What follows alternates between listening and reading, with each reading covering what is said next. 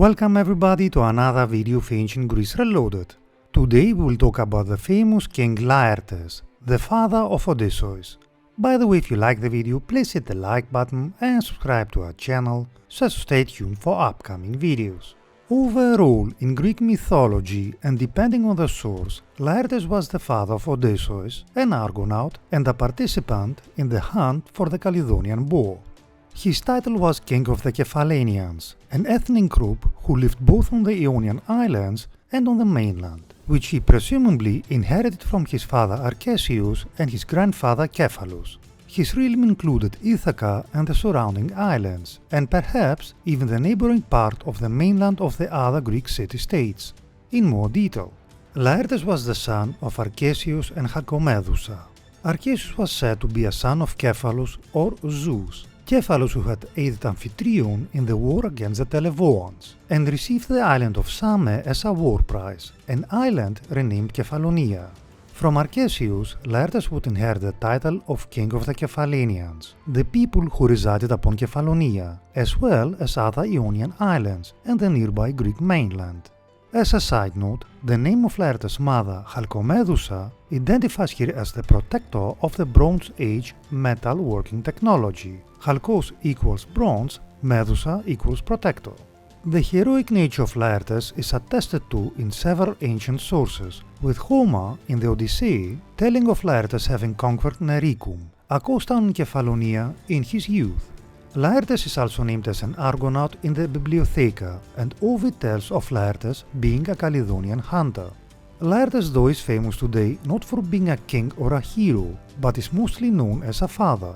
Laertes would marry Anticlia, the daughter of the notorious thief Autolycus, and Anticlia would bear a daughter, Ctimene, and a son, Odysseus.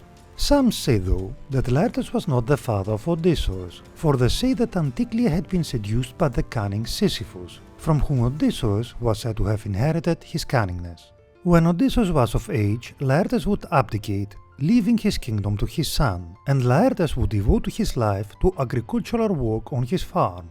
The long absence of his son during the Trojan War and the return from Troy would see Laertes neglect his husbandry pursuits, as grief made him become old before his time. And indeed, it was said that Laertes' wife, Anticlia, died from grief because of Odysseus' absence.